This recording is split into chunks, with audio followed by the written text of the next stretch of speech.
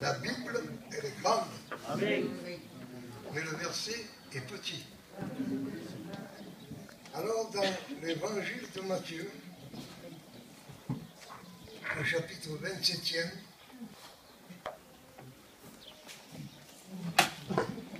évangile de Matthieu, chapitre 13,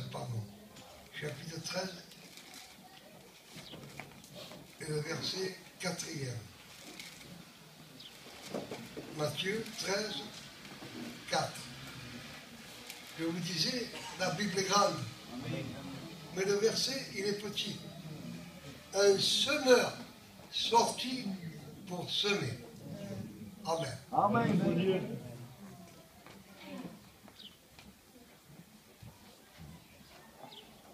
Chacun de nous ici ce soir, si on regarde sur notre vie, si on regarde sur nous-mêmes, on va trouver plein de défauts. Mais on ne sait pas qu'on est riche. Mais on se croit pauvre. Celui qui dit qu'il est pauvre, c'est l'adversaire qui veut nous enfoncer. Mais chacun de nous a reçu la semence de Dieu dans son cœur. Et c'est sur cette semence que je voudrais vous entretenir un moment. La semence que nous avons reçue, c'est une semence qui donne la vie à celui qui se meurt. Et chacun de nous, nous avons une charge de responsabilité. Parce que pour moi, j'en connais du monde. Et si vous examinez vous-même, tout autour de vous, vous connaissez beaucoup de personnes. Et vous avez cette charge et de responsabilité parce qu'en vous, vous avez la semence de Dieu. Amen. Et l'Éternel, notre Dieu, compte sur chacun de nous. Amen. Parce qu'il a dit, je ne donnerai pas ma gloire à une autre. Si nous voulons recevoir la gloire de Dieu, nous sommes appelés à travailler pour lui. Amen. Vous savez, la maison de Dieu, c'est une usine. Et dans cette usine, il y a un contremaître. Et plus loin que ce contremaître, il y a le patron. C'est lui là-haut.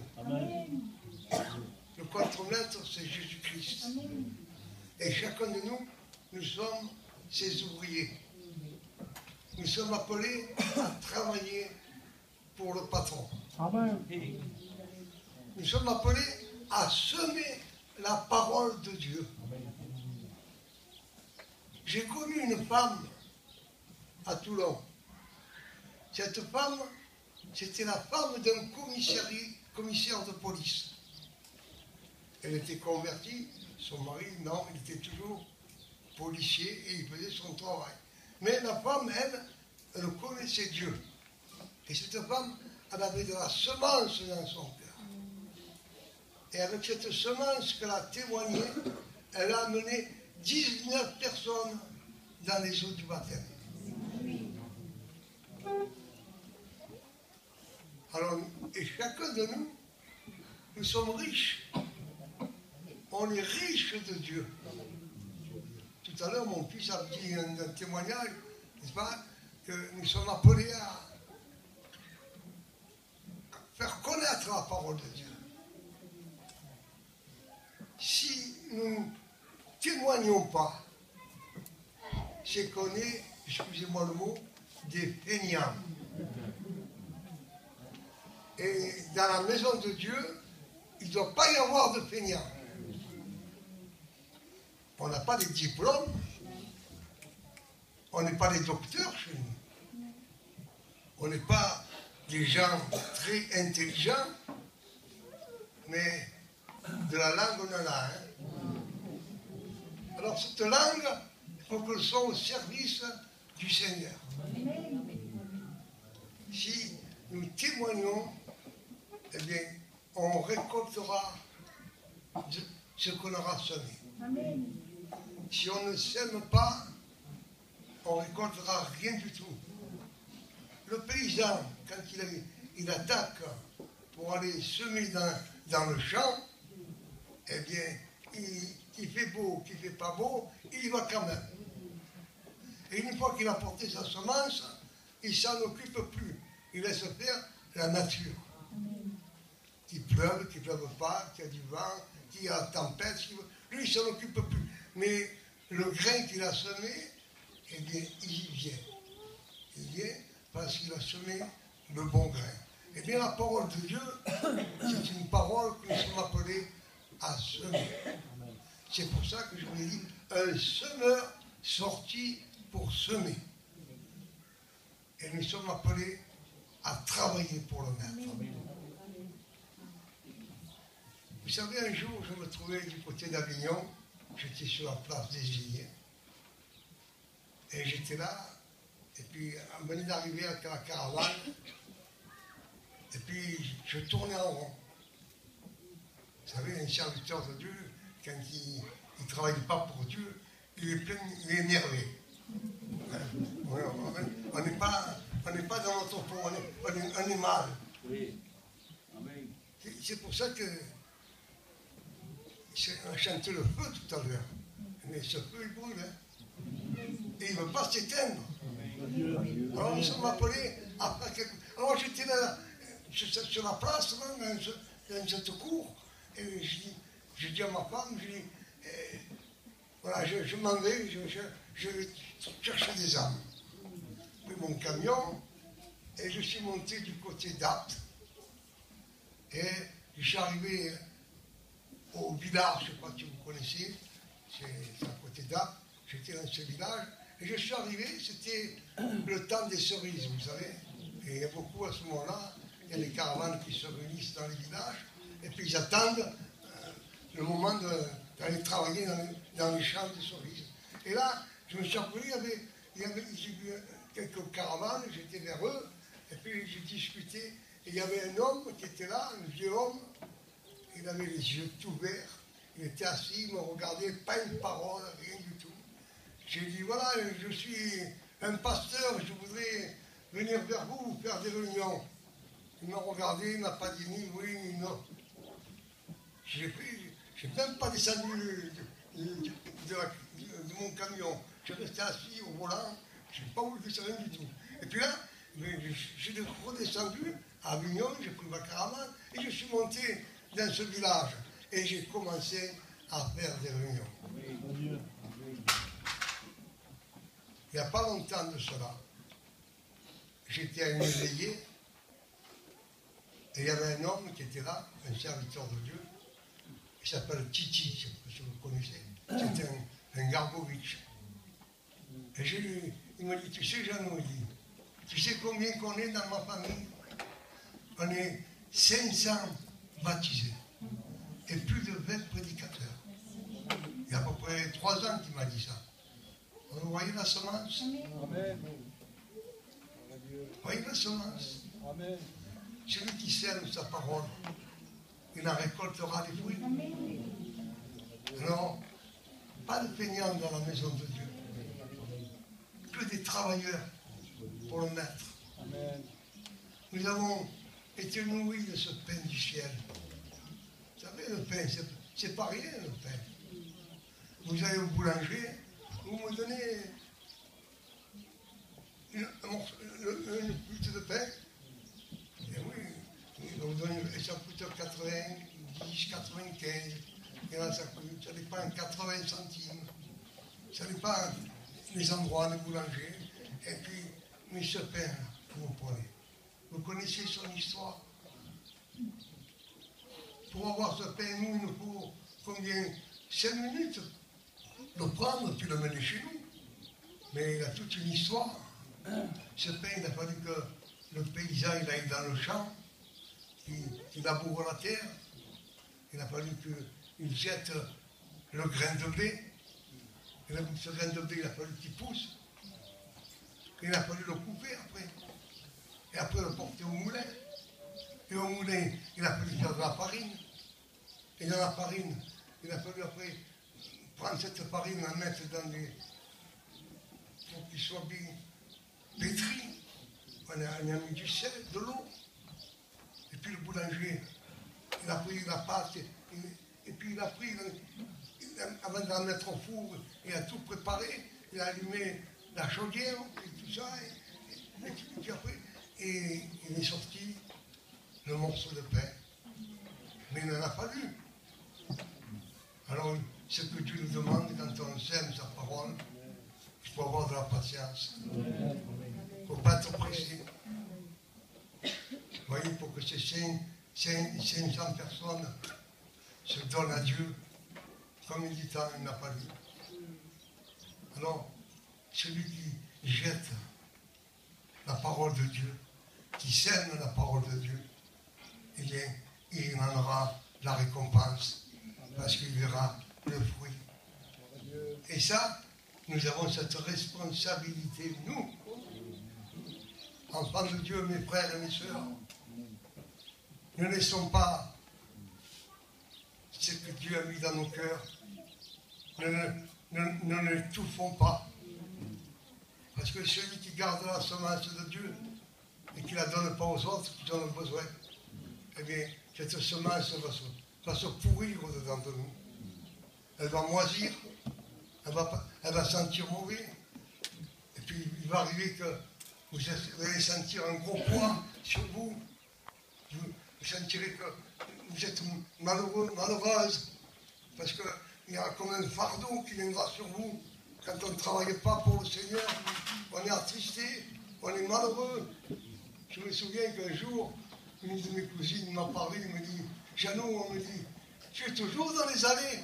Elle voulait dire les alléluia. Alors j'ai dit, oui, je suis toujours. Elle me dit, explique-moi un peu. Alors j'ai donné quelques mots de témoignage. Et c'est elle me dit, arrête mon cousin, j'ai la chair de poule sur moi.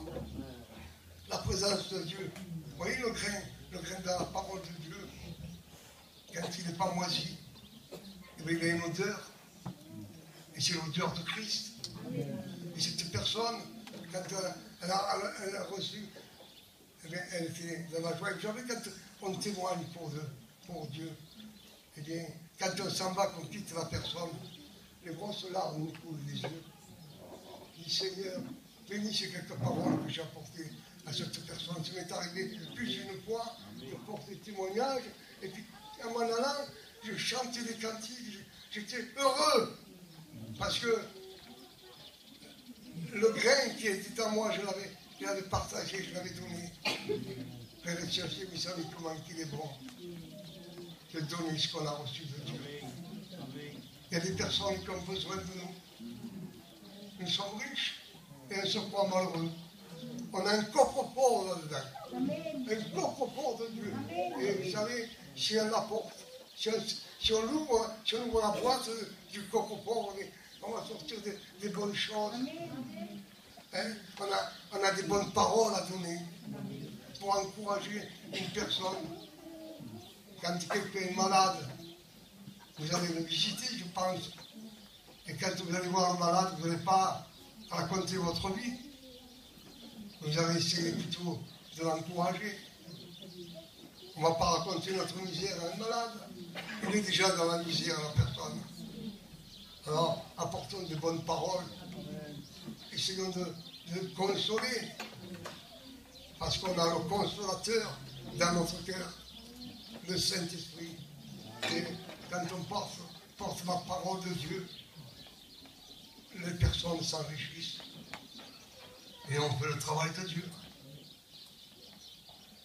Elle est compliquée, la parole de Dieu. Elle est dure. Un enfant peut la comprendre. Alors, on est plus grand que les enfants. Mais essayons de grandir avec Dieu et de travailler pour lui. À Toulon, près du cimetière, à la Louvière là-bas. J'avais été avec tout mon convoi, vous savez, tout attelé. Tous mes enfants étaient dans le camion, ma caravane derrière moi. Et puis j'ai descendu. Là devant, il y avait plein de cabanons, il y avait plein de gitans espagnols qui étaient là. J'avais ramassé, j'avais pris 2 roues de secours, j'ai mis par terre, et j'avais pris une vieille estrade, vous savez, même des voitures, les guidages de voitures, j'en ai pris 2, et puis j'ai fait, comme j'ai mis ça par terre, puis avec une estrade, j'ai pris ma guitare, et puis j'ai commencé à chanter des cantiques. Tout seul. On est les débutants de la parole de Dieu, nous les anciens. Hein? On avait quelque chose de Dieu dans nous, on ne pouvait pas le garder pour nous. Et quand j'ai porté cette parole-là, vous savez ce qu'ils ont fait? Mais tout le monde s'est rassemblé, plus une centaine de personnes sont venues là. Et puis, alors il y en avait 5 ou 6 qui parlaient là-bas, 4 de l'autre côté. Mais moi j'étais en train de chanter, mais je chantais en l'air. Ça ne rentrait pas dans les oreilles. Mais il fallait que je le fasse. J'ai pris, après avoir chanté, tout à coup il est arrivé une femme, elle s'est mise là au milieu, puis elle a commencé à danser le flamenco. Et moi j'étais en train de chanter un cantique. Alors j'ai dit, Seigneur, ça ne va pas, ça ne passe pas la parole. J'espère que la parole passe ce soir. Hein. Alors, ma guitare, je l'ai posée là à mes pieds, puis j'ai continué. Et puis là, j'ai annoncé la parole de Dieu. La parole de Dieu ne passait pas. J'ai fait 5 minutes que je parlais, j'ai vu que ça ne passait pas. Alors j'ai arrêté. J'ai fermé la Bible, je l'ai mis à mes pieds. Et puis je me suis dit, on va prier pour les malades. Alors quand j'ai dit qu'on allait prier pour les malades, il y a eu là un grand respect. Plus personne n'a parlé. Et peut-être, je ne sais pas combien, plus d'une trentaine, ils sont venus à l'imposition des mains. Et je me souviens qu'il y avait un enfant, grand comme ça. Et cet enfant, il était tout paralysé des reins jusqu'aux pieds. Et pour marcher, il ne pouvait pas se tenir debout. Alors il était allongé par terre et il marchait sur les coudes, comme ça. Vous savez, il se traînait. Et tout déchiré, là, c'était. Et vous savez, à l'ancienne, aujourd'hui, on est moderne. On a l'eau à la pile aujourd'hui. On a l'aspirateur. Mais avant tout ça, ça n'existait pas. Et vous savez, les femmes, quand ils avaient fait la vaisselle, ils ouvraient la porte, et j'étais tout devant la porte, toute l'eau, pleine de saleté, de manger, tout ça. Hein. Et bien cet enfant, il se traînait là-dedans. Mais j'avais la semence. Alléluia. Dieu. Je ne suis pas bien là, mais il y avait la semence là. Amen. Et j'ai prié pour cet enfant. Je suis revenu 3 jours après dans le campement. L'enfant était debout, complètement guéri. Mes parents, quand ils l'ont vu, ils sont venus sur moi et j'étais en larmes. Quand on a de la semence. Vous en avez vous aussi de la semence. Ne dites pas, maman, je ne suis pas serviteur. Non, vous n'êtes pas serviteur, je reconnais. Mais de la semence, vous en avez. Alors, ne la gardez pas pour vous. Ne soyez pas avares. Ranci. Mais il faut le donner. Il faut l'apporter. Et celui qui donnera, il recevra. Oh Dieu Tout-Puissant, bénis ta parole ce soir. Nous la comprenons moins. Elle n'est pas compliquée ta parole. Elle est toute simple. Tu veux qu'on travaille pour toi, Seigneur. Vous savez, quand j'ai reçu l'évangile pour la première fois dans ma vie, je n'étais pas beau quand je ne l'ai pas rencontré. Et après, il a fait de moi un serviteur de Dieu. Amen. Vous avez vu le buisson ardent? On a chanté le peu tout à l'heure. C'est là où Moïse, qu'il était en train de paître les agneaux. Et puis il a regardé, puis il a vu un buisson qui ne s'éteignait pas, il était toujours en flamme. Eh bien, ce feu qu'il y a là, il est dans nos cœurs. Ça fait plus de 54 ans que j'ai ce feu dans mon cœur. Et il ne s'est pas encore éteint. Il n'est pas encore éteint. Puis je suis là en train de vous en parler aujourd'hui.